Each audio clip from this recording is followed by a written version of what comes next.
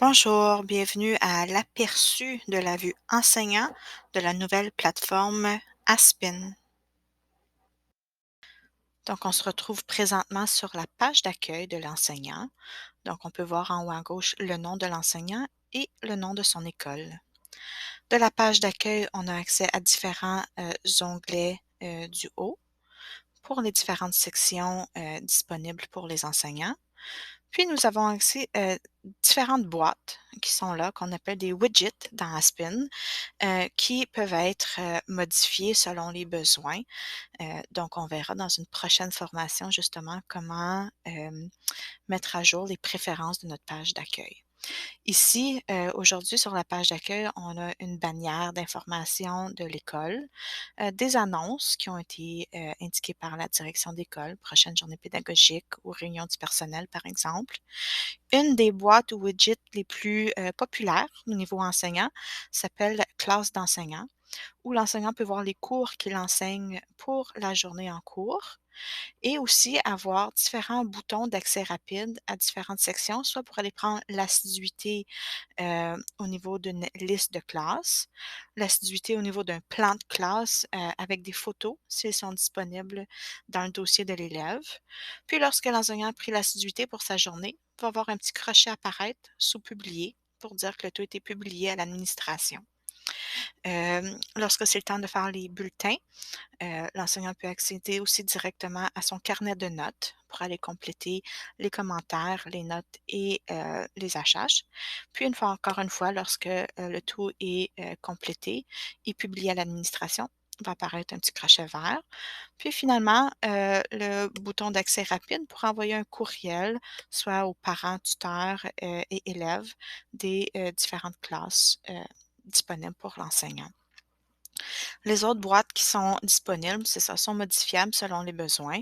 Ici, on a un exemple d'un calendrier, d'une boîte où on peut aller indiquer des sites web qu'on veut avoir un accès rapide, différentes ressources de groupe s'il y en a de disponibles et différentes tâches qui peuvent être assignées à l'enseignant au niveau administratif.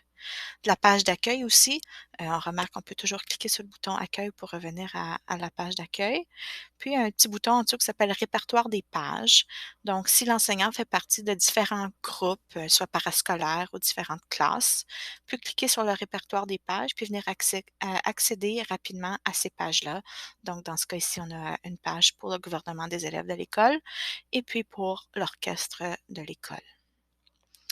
Donc, ce sont les informations de base sur la page d'accueil de la vue enseignant.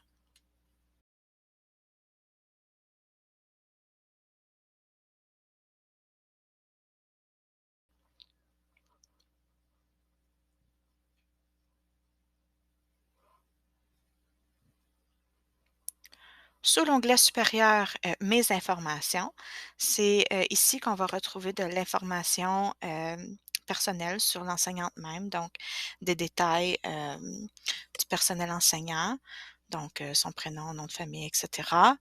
On peut aller voir, dans ce cas-ci, son assiduité, mais nous, on utilise toujours CISA, donc devrait être caché lorsque ce sera accessible aux enseignants.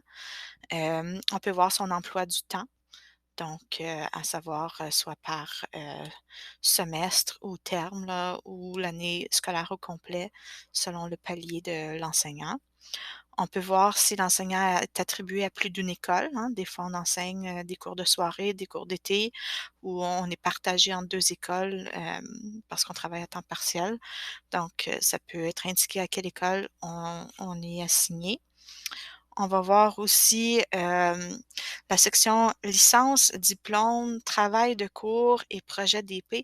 C'est toutes des sections qui sont liées à du perfectionnement professionnel. Donc, nous, au CPO, on continue d'utiliser là, les outils qui sont dans le portail. Donc, elles seront cachées, mais c'est possible qu'éventuellement, on vienne utiliser les outils dans Aspen. On peut voir ensuite les postes. Donc, c'est la liste de toutes les affectations présents et passées de l'enseignant au niveau du conseil scolaire. Ensuite, on peut avoir accès à les activités parascolaires. Donc, justement, s'il fait partie de, la gestion de différents clubs, on peut ici aller inscrire l'enseignante puis lui dire: «Ah, elle est responsable du club du gouvernement des élèves» ou elle est coach de volleyball fil senior. Donc ça permet à l'administration d'avoir tout à un même endroit là, qui s'occupe de quel club, dans son école, par exemple. Le 2e ici, activité parascolaire, c'est ça, c'est lié plus à du perfectionnement professionnel, donc n'apparaîtra pas dans vos pages à vous. Finalement, on a les groupes. Donc, là aussi, c'est, là où on va aller gérer les groupes dans lesquels on on est, responsable. Donc, si je veux aller rajouter des dates à des calendriers d'événements pour le gouvernement des élèves ou si je veux, faire la mise à jour de la page, d'accueil de ces groupes-là, rajouter des membres, c'est ici qu'on ferait, les changements. Finalement, on a accès à, la section documents où on pourra aller télécharger, par exemple, une copie d'une certification qu'on a suivie comme enseignante ou la preuve qu'on a participé à une telle formation, SIMDUT, RCR ou, IB, par exemple. Puis finalement, la section aperçus, c'est, un peu en anglais, on appelle ça des snapshots. C'est possible, quand on regarde à différentes listes d'élèves, de prendre une photo de la liste qu'on regarde, puis de la garder ici dans notre, section aperçus. C'est comme une section favoris, pour pouvoir y retourner la voir plus tard. Donc, par exemple, je sais pas moi, j'ai une liste d'élèves, qui est allée, à une sortie éducative quelconque. Je peux garder la photo de cet aperçu-là, puis revenir la voir plus tard pour me souvenir: «Ah, cet élève-là, avait-tu participé ou pas?» Donc, c'est une possibilité, d'utilisation de la fonction aperçu. Donc, c'est la page Mes informations.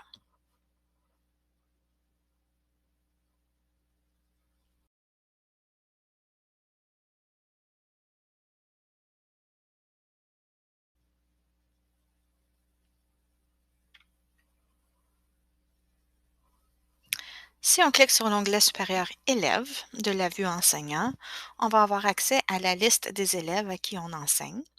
Hem, donc, on peut aller voir pour chaque élève, les détails de, son information, personnelle, démographique au besoin, les contacts, donc, ses parents, tuteurs, au besoin, son assiduité.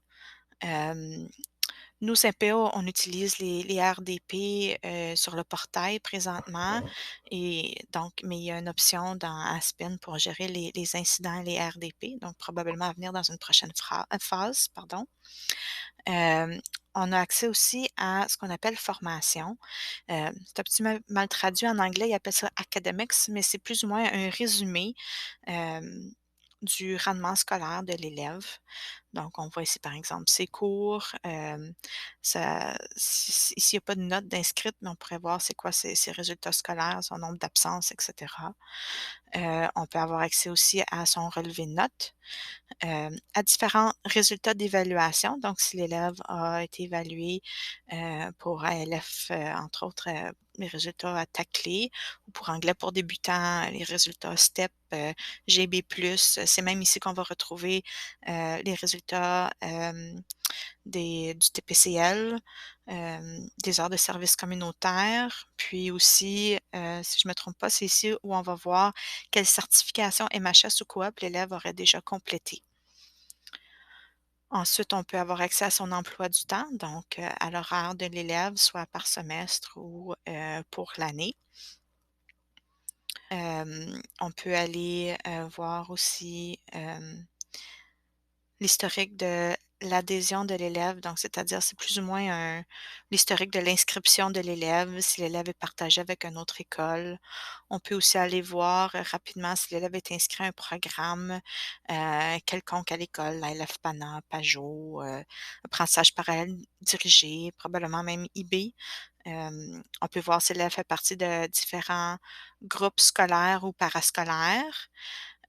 On peut voir aussi, c'est ça, différentes informations là, de son dossier, des élèves. La section transactions ici, probablement pas utilisée présentement parce qu'on utilise le School Cash Online, mais ce serait une autre option que peut-être éventuellement pourrait être possible, dans Aspin. Puis finalement, on a l'option documents qui nous permet de faire, différents suivis là, auprès de l'élève, soit, tenir un journal de suivi de quand on a fait des rencontres avec l'élève ou de quand on a contacté les parents ou d'aller simplement, télécharger divers documents ou formulaires, hem qui nous permettent, entre autres, de garder là, des traces de certificats de mérite que l'élève aurait reçus ou de certificats MHS, des informations de ce type-là en format PDF si on le souhaite. Donc, ce sont plus ou moins les informations qui sont disponibles de l'onglet Élèves dans la vue Enseignant.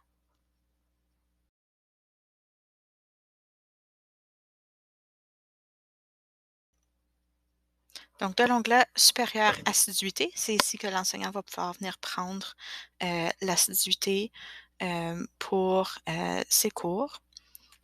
Donc, il va avoir accès à prendre son assiduité soit de façon quotidienne si on est à l'élémentaire ou par classe au secondaire. Donc, ça va être intéressant parce que les enseignants peuvent prendre l'assiduité soit en utilisant une liste de classe ou en utilisant un plan de classe. Puis, les différentes photos des élèves pourraient être, même, disponibles s'ils font partie, du dossier scolaire de l'élève, donc option intéressante aussi pour des suppléants, par exemple.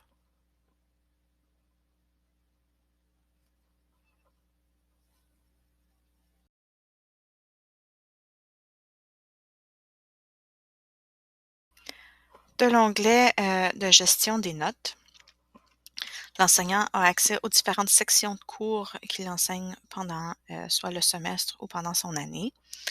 Hem Donc, il y a beaucoup des options ici qui vont être surtout utiles lorsqu'on va être en la phase 2, puis qu'on va essayer d'intégrer le gestionnaire de notes, là, l'ancien parcours vers la réussite, pour pouvoir faire, en plus de l'entrée des notes de bulletin, hem, de pouvoir partager les notes des différents travaux au courant de l'année aux parents et aux élèves. Mais pour l'instant de cet, onglet-là, on peut aller voir justement les détails des différentes sections de cours.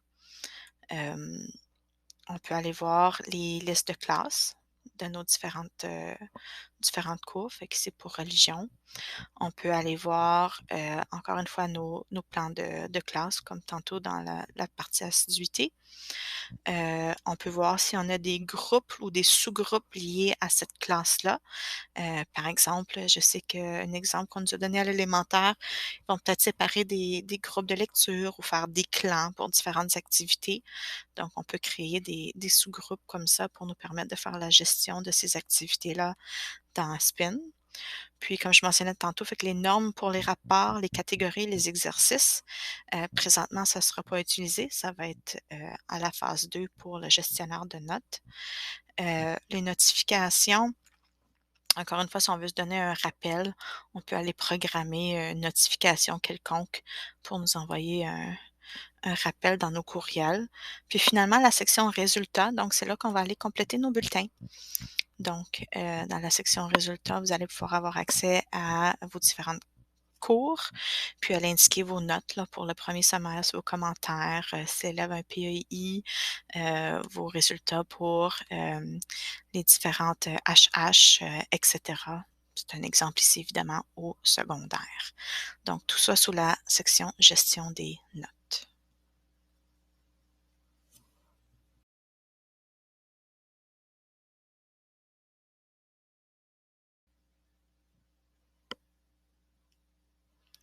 Donc, de l'onglet planificateur, c'est ici ce que les enseignants vont avoir accès à un calendrier.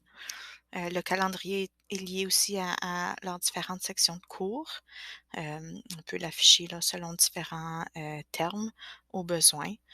Hem et c'est aussi la section où on peut aller gérer mes ressources, puis aller déposer différents documents dans, les dossiers qu'on aimerait partager avec, les élèves. C'est certain que ça on peut pas compétitionner, ni avec les calendriers de Google ou avec le Google Drive, mais ça demeure quand même, utile, surtout dans le cas où, on peut aller intégrer, par exemple, je sais pas moi, des dates, d'activités scolaires, puis les parents, de leur portail, peuvent aller, accéder facilement à ces informations, là. Dans la section «Mes ressources» ici, on vous recommande d'y aller vraiment avec l'essentiel parce qu'on a quand même, c'est ça, pas beaucoup d'espace. Mais, tu sais, c'est comme un mini Google Drive où on peut aller classer différents dossiers qu'on aimerait partager, soit avec les classes ou avec, les groupes parascolaires ou avec les parents. Puis, un exemple là, qui pourrait être partagé, je sais pas moi, un guide de modèle de travaux, pratiques qu'on utilise à l'école, une liste là, de ressources d'appui de l'équipe de réussite ou, un code de conduite, le syllabus de cours de vos différentes classes. Donc c'est vraiment ici à penser à qu'est-ce qui pourrait être utile à insérer, qu'un parent peut aller accéder là, de son portail parent facilement pour faire un genre de one stop shop. Donc c'est un petit peu, l'utilité de l'onglet, planificateur.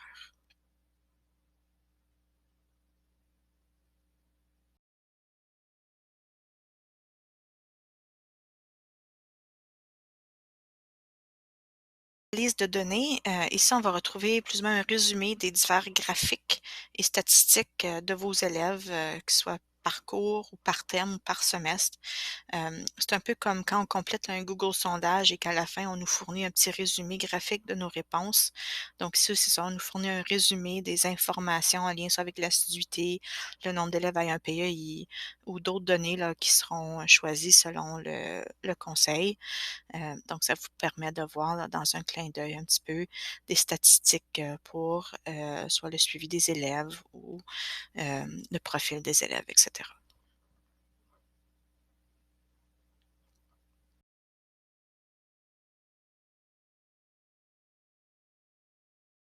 De l'onglet évaluation, c'est ici que les enseignants, responsables de faire, diverses évaluations là, ou qui gèrent différents programmes auront la possibilité d'aller entrer, les résultats, par exemple, des évaluations à grande échelle, GB+, TACLÉ, les résultats du TPCL, s'il faut qu'on le fasse manuellement, les certifications MHS et coop que les élèves ont complétées, même les heures de service communautaire peuvent être entrées, manuellement, ici. Hem, Ça va nous permettre aussi de créer certains rapports pour pouvoir, garder des traces là de, les informations qu'on a entrées sur la page évaluation.